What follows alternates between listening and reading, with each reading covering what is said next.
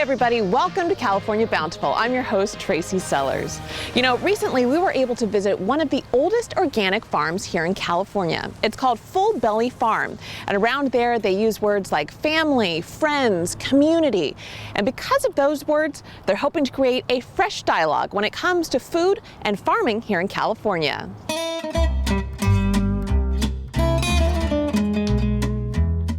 Despite its 60 full-time workers, its dozens of farmers markets, its hundreds of CSA customers, and its ever-growing list of wholesale and retail accounts, at the heart and soul of Full Belly Farm is just a small family farm.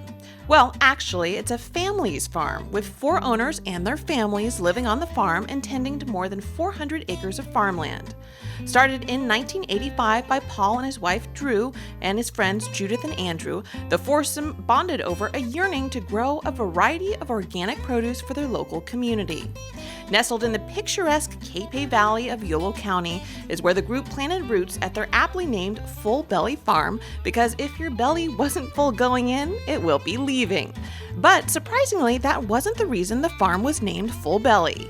Well, Full Belly was our first child my wife was pregnant with, and a farmer looked at her and says, well, you ought to call your farm Fat Belly. And we said, no, Full Belly would be better, and that's kind of stuck. And when my mother heard we were going to call it Full Belly, she says, oh my God, what will people think? But it's a good name because I think people remember it. The name stuck, and so did the desire to do things a little differently around here. Starting with the patchwork quilt model they call the design of their farm. They have more than 50 different fields, anywhere in size from 3 to 30 acres, and everything from apples to zucchini is grown here, with each owner free to pursue individual interests within the farm. How I often use the analogy of the Olympic rings, and how you have, and those are 5 rings, but you have those rings that are interlocking with each other.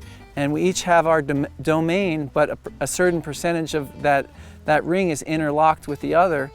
And so that's also, we stick our nose in each one of those rings. Everyone has their niche, and we're able to really then be passionate about what we do. So we kind of have given each other that freedom, which in some ways, some people might think it's, oh, too many people, but really it's been very freeing up of our time to be able to pursue things that we love.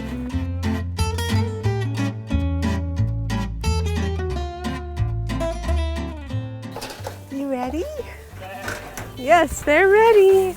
A little box of chard here. It is like any relationship, you have to want to make it work. The farm has become bigger than any of us.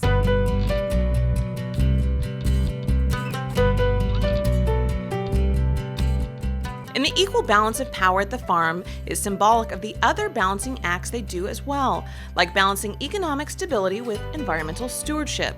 While creating a successful business model is important, the 4 owners also believe strongly in taking care of the land that has given them so much. They've carefully managed Cache Creek that flows through their farm, and they've planted gardens at the farm to attract native insects that act as pollinators for many of their crops. The farm even has several solar panels that produce enough electricity to offset the energy use of their coolers and irrigation systems. This farm kind of evolved to be a very community-centered farm, and a farm that thinks a lot about what kind of impacts we're going to be having on the environment. Rather than just growing a crop, I think we can grow a crop at the same time grow beneficial insects and pollinators, and we can grow our soil at the same time and build healthier soil as we're growing our crops. So we're trying to be a really multi-dimensional farm.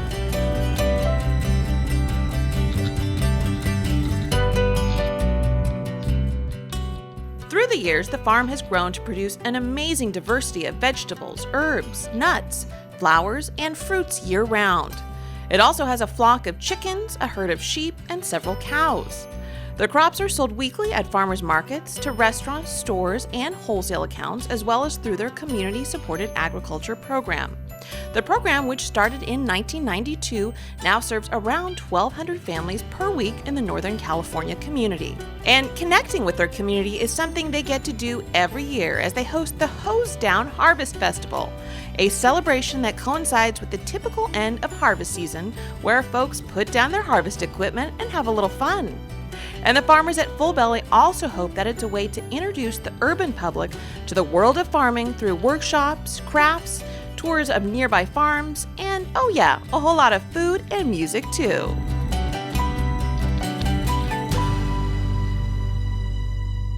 I'm going to say welcome to the farm. Thank you all for coming. It's really a great day because we have so many wonderful people who are heartful.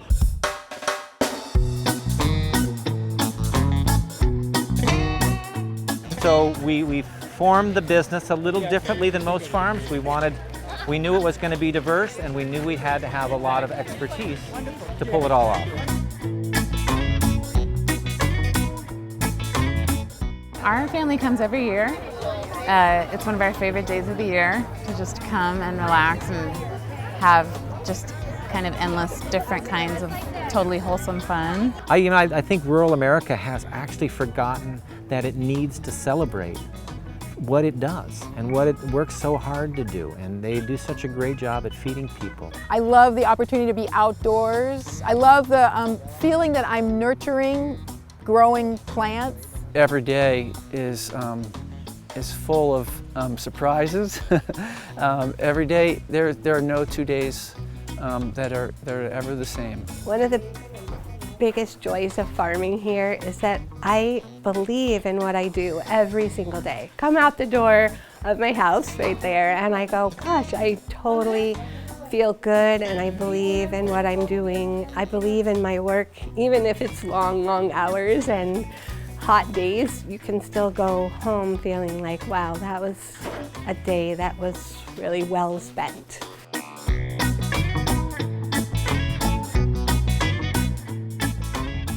I'm Rocky Maselli. We're talking today, we're here at A16 Kitchen. We're going to talk about our Kohlrabi salad. Very simple salad, great for this time of year. We've got some ingredients here lined up. Wild arugula, this is Kohlrabi. Very similar to kind of a cabbage, a little bit of a radish flavor. And then some shaved fennel, we're going to shave all that fresh. Shallot, shaved grana padano or Parmigiano Reggiano will work for the salad. Half a lemon, good salt, good olive oil, and some black pepper. So we're gonna put this together for you. I'm gonna start by putting the arugula right here in the bowl, and then I'm gonna shave these ingredients with a mandolin. This is just a little mandolin that I got at a Asian grocery. They're nice and sharp. I'm gonna trim this kohlrabi in half and start slicing. So you want the kohlrabi to be nice and thin. All right, so that's gonna go in the bowl. And then fennel bulb, we're gonna shave the fennel bulb, get that in there. I always start from the top of the fennel bulb as opposed to the sides. You see the lines here? If you kind of go with the grain, you end up with these long fibers in the fennel. This way the fibers are cut and it's more tender.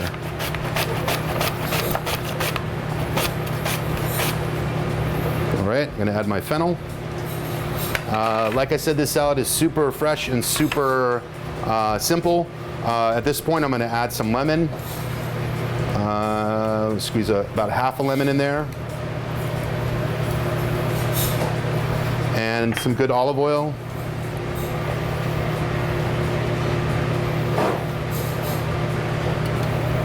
We're gonna add a little salt. This is good sea salt. And some black pepper.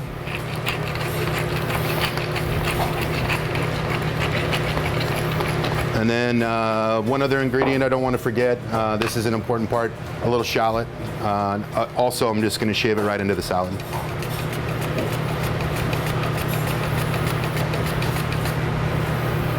All right. And we're going to just toss this together.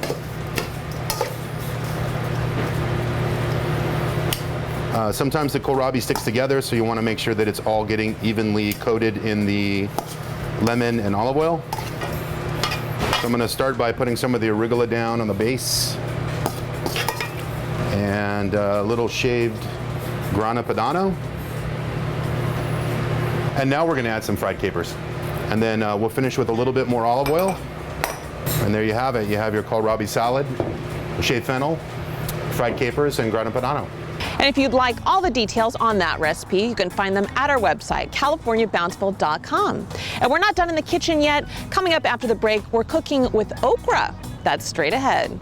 Closed captioning of California Bountiful is provided by Agriculture Liquid Fertilizers. Producing better crops with better fertilizers, it's better for California.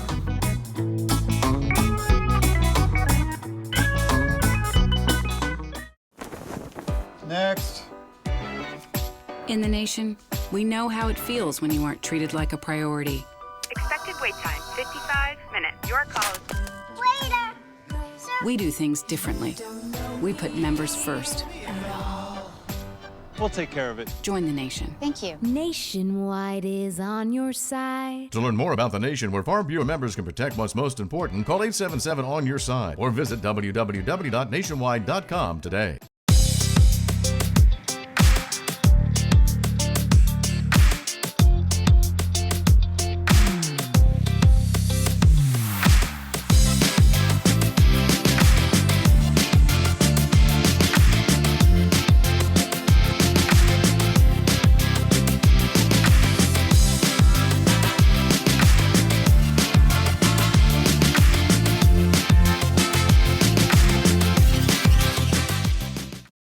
Hi, my name is John Ledbetter.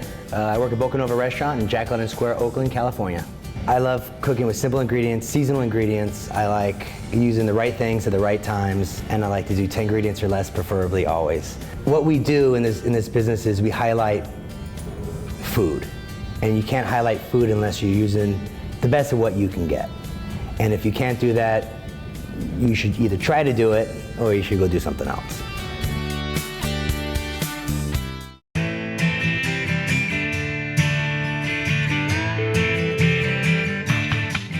Well, we're back at the market today learning what to eat to stay healthy. And here to tell us all about it, you know her, you love her, it's Timmery Hagenberger, the nutrition professor, my good buddy. And today we are learning about...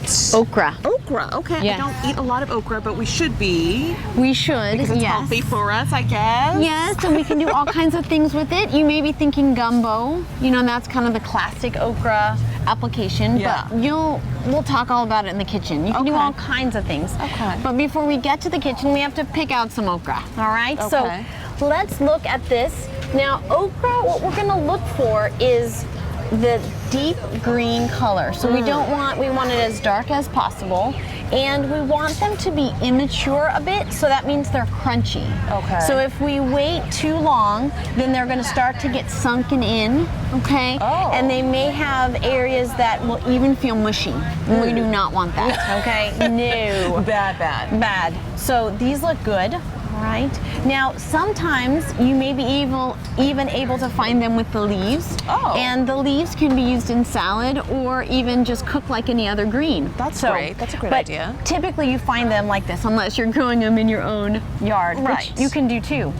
Now, okra has lots of different health benefits. There's a really special fiber that's in okra. Oh. And it actually can help people with one of the most common digestive problems.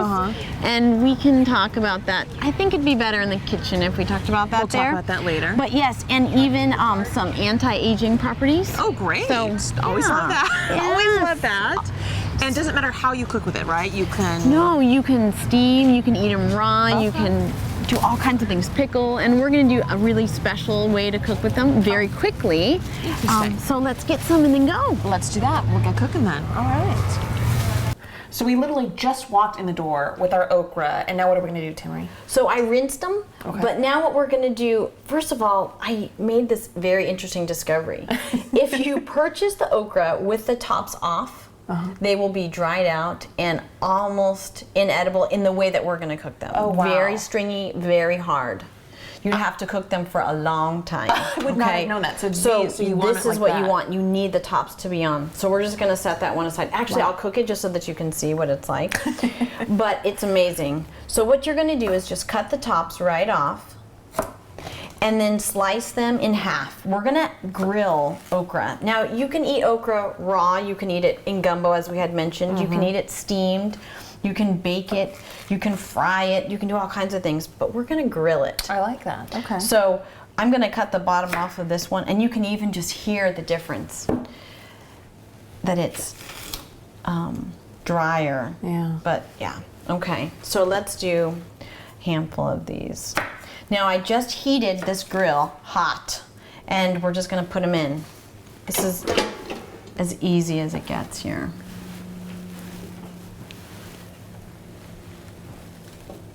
Just grill it like that. Okay, easy, easy. Now I use the panini grill because it'll cook the top and the bottom at the same time. Nice. So it's very quick.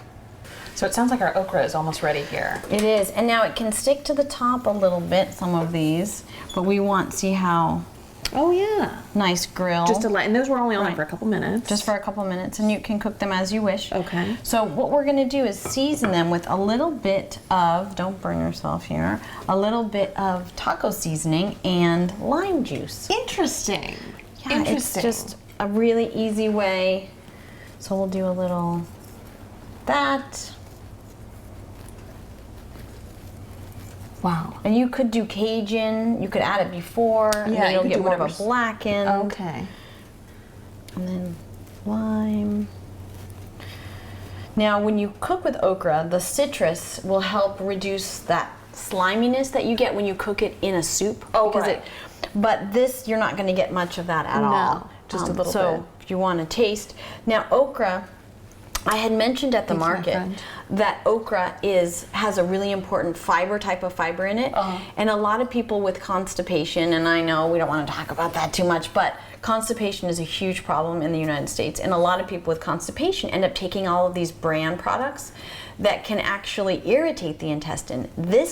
Okra has a type of fiber that actually smooths the intestine. It's really gentle, so it Interesting. can be very, very effective. Who knew that this Yeah. guy had so much fiber in him too? Oh. You know. Absolutely, and there's even research that it can help prevent kidney disease. Wow. I mean, far-reaching. So we should eat a little more okra than we do.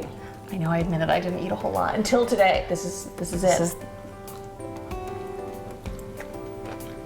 Okay. That's good. That's really good. Got a little tang to it with lime and the seasoning. Yeah. Just it gives you a little crunch and a little flavoring to it. I like that. If you'd like the recipe, you can check it out at our website, californiabountiful.com.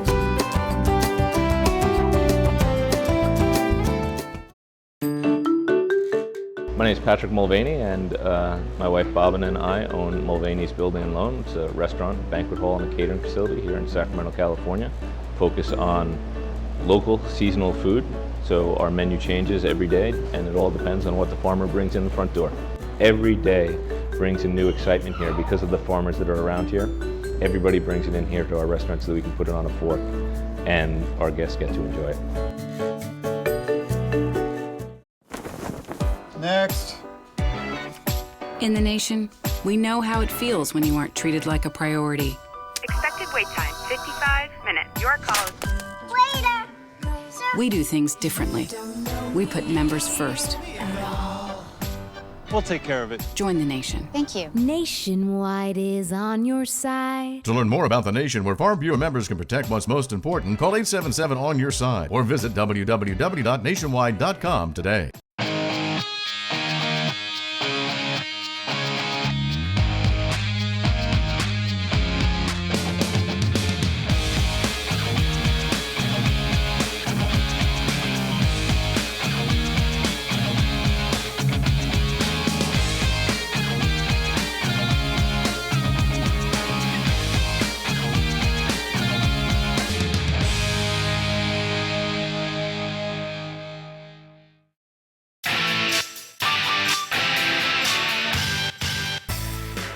We're in the Bay Area today enjoying a sweet taste of success. And ironically, it's all based on one sour little fruit.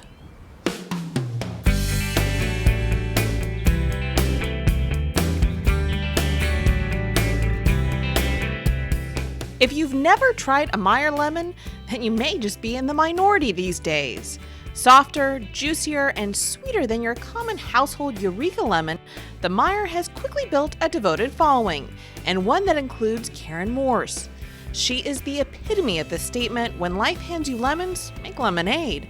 But in her case, she took it a step further and made a lemon empire. It all started back in 2004 when zoning laws prohibited her from building on her backyard land. So she built an orchard instead, an orchard that was inspired by one famous lady. I love Meyer lemons. I have always, from the very first time I tasted one, I thought it was the most wonderful thing I'd ever tasted. So I was looking at this big backyard full of weeds, and I thought, you know what? If Martha Stewart is using Meyer lemons, I bet you I could grow Meyer lemons and sell them online. Indeed, since Martha Stewart began using Meyer lemons in the 90s, their notoriety has exploded. Thin-skinned and slightly less acidic than other varieties, Meyer lemons are known as backyard lemons because they're usually too fragile to ship, so therefore they're not often sold commercially. So when Karen planted 40 trees in her backyard, she hoped to sell a few to neighbors and friends maybe. But nearly 6 years and 80,000 lemons harvested later, and the backyard fruit has turned Karen's backyard into a full-time farming profession. Welcome to the Lemon Lady's Orchard in San Mateo County. Like all things in life, you have to love what you're doing. You have to be passionate about it. You have to care about it. You have to want to have a quality product. You have to want to deliver a quality product, something that people are delighted to receive.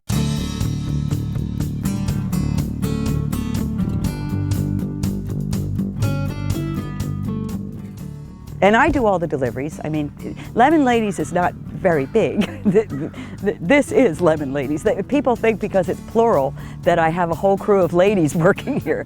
Karen does have a few friends helping her, but for the most part, from picking to cleaning to packing to delivering, Karen is the lady of Lemon Lady's Orchard.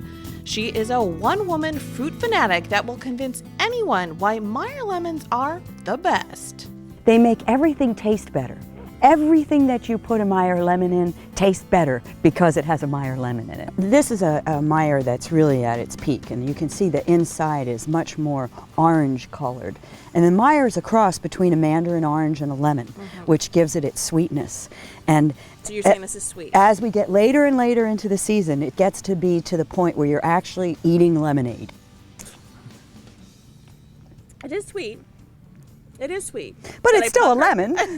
And as for the name, Lemon Lady's Orchard, she says she had multiple reasons for dedicating her farm to the ladies. Reason number one, because lemon trees are self-pollinating. They actually don't need male trees to reproduce. And reason number two, because Karen decided early on to name each tree after a lady that had affected her life for the better. And now it's Karen that is affecting other ladies and gentlemen for the better by informing them about her beloved lemons. And that includes local chefs who pop by for a visit. I adore Meyers, but I also thought since they're dwarfs, they were especially appropriate for me. Oh, they don't get too big. I try to pick no lemon before it's time. So when how it gets do you know to be when it's ready? The color. Okay. You're looking for the deepest orange color. It's a cross between a mandarin orange and a lemon. Karen is just a wonderful, wonderful person. She has such a kind soul, and she treats these lemons like they're each individual, like they're one of her children. And it's so wonderful to have somebody that appreciates that so much, what comes from the earth. And we're a organic seasonal restaurant, and so we really appreciate supporting the farmers.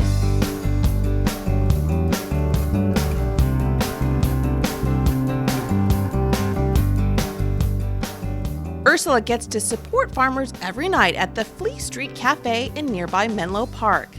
There, they try to honor their local hardworking artisan farmers like Karen, who grow and produce nurturing farm-fresh foods. Along with desserts, the lemons show up in a variety of forms at the restaurant, including desserts, drinks, and even being fried for a Frito Misto dish. Yeah, I said fried.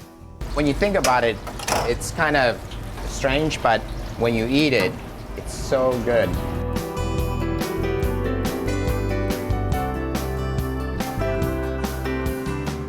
the connection. When you make that connection with the farmer, with the growers, it makes for a different feeling when you're cooking. For me now, things taste different. They taste very different than they did before. Fresh. That freshness, it's the most important thing. And you know you hear fresh a lot, but this is fresh. Karen's farm continues to grow. She now ships all over the United States and business is booming. The Lemon Lady's orchard begins and ends with one important lady. And if you haven't tried a Meyer lemon yet, Karen fully intends to change that. Everybody is always so happy when you show up with the lemons. The smiles on everyone's faces, they're so happy to get them. And I can't think of any more fun way to be spending my time these days. And you know, Karen and I have stayed in touch over the years, and she's still doing great things with her Meyer lemons. In fact, she's got some great recipes on her website that we have linked to our website. So if you get a second, check those out. And stay with us because there's more California Bountiful coming up.